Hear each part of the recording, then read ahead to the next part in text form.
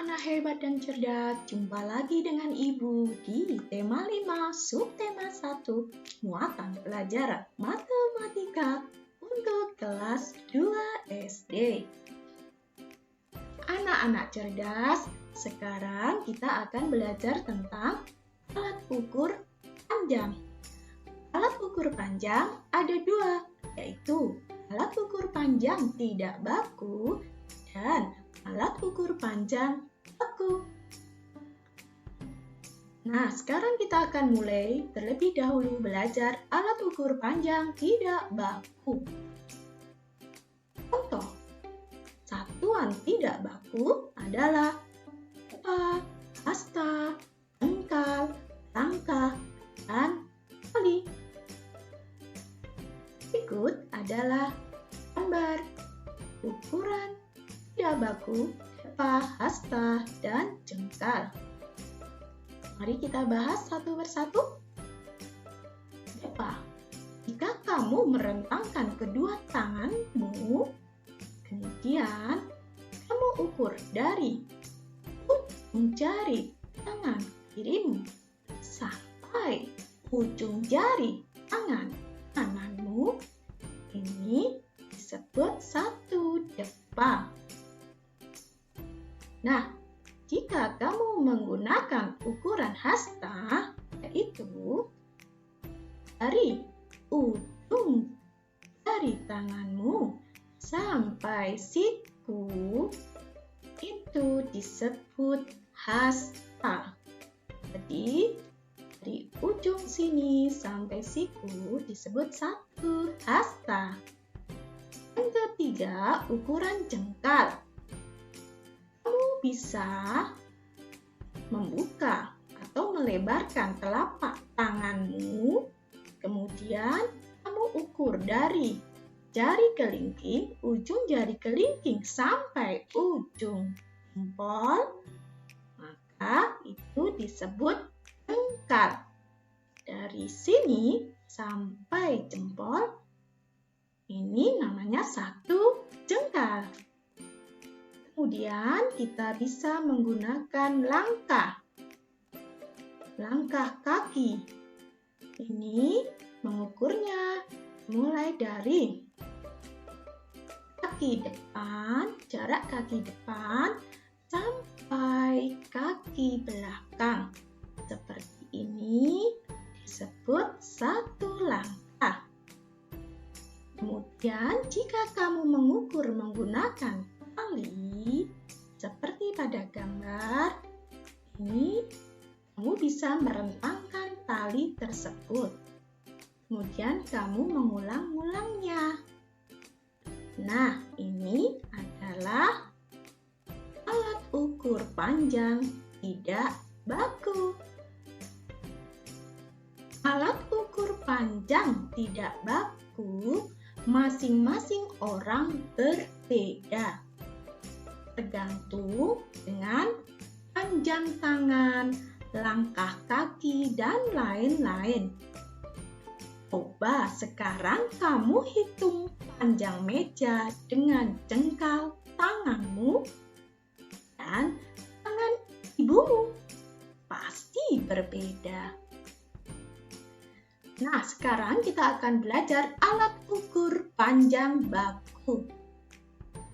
Satuan baku adalah satuan yang telah ditetapkan secara internasional. Misalnya, untuk mengukur panjang, satuan internasionalnya adalah meter.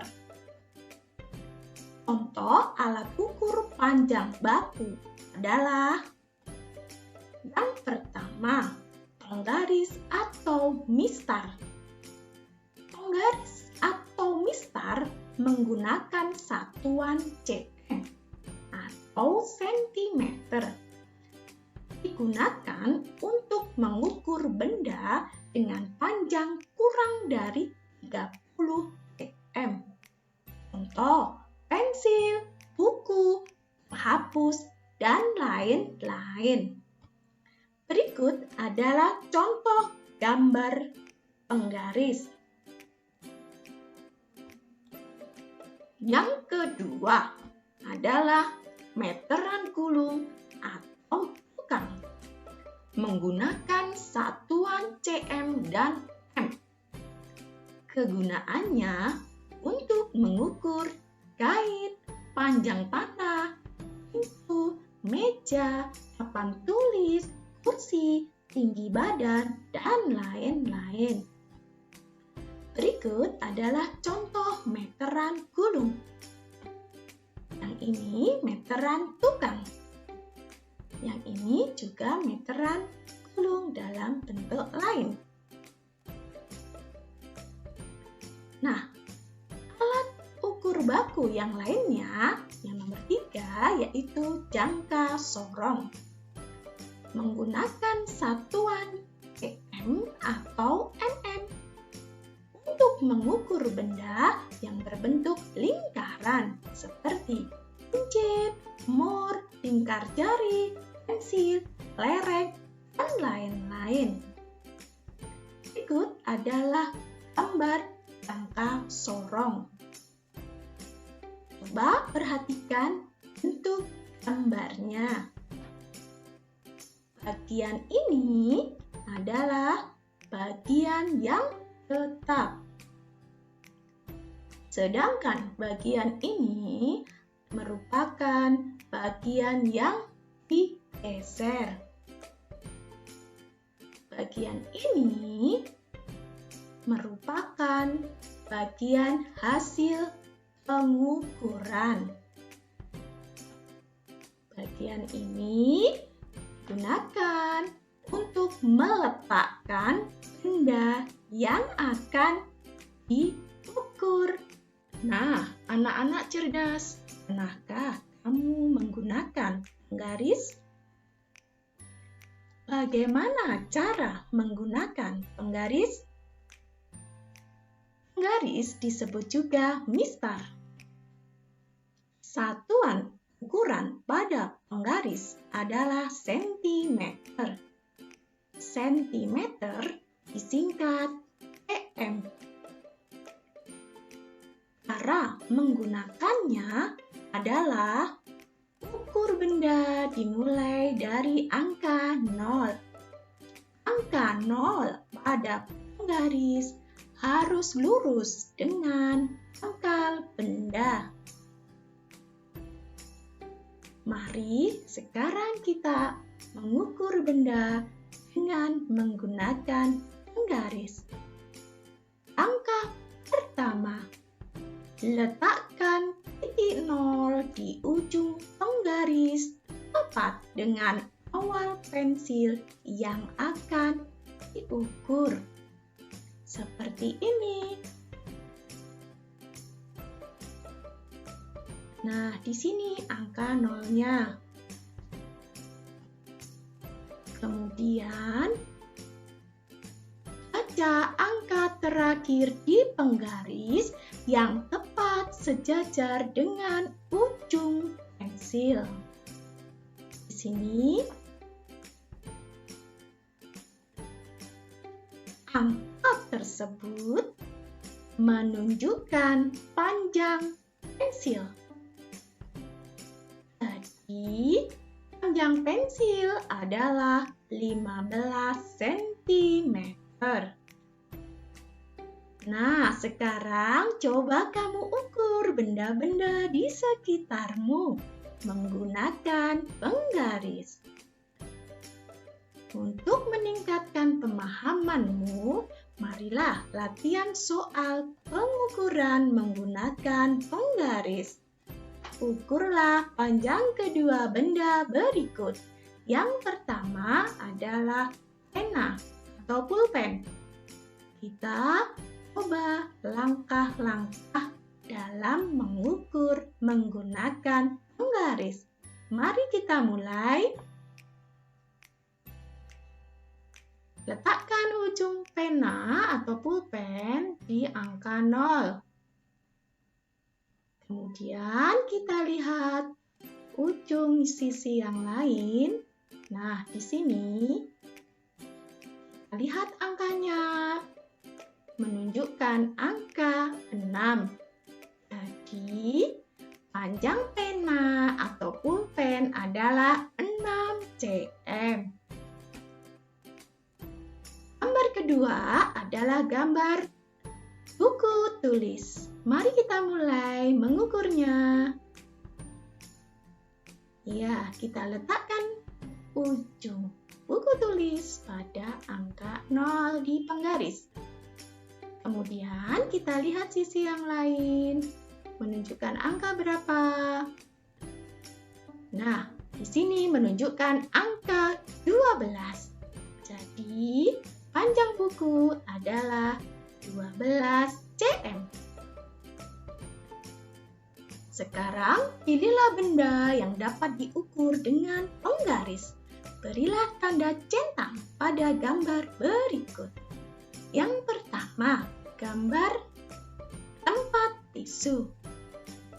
Ya, otomatis bisa diukur dengan penggaris.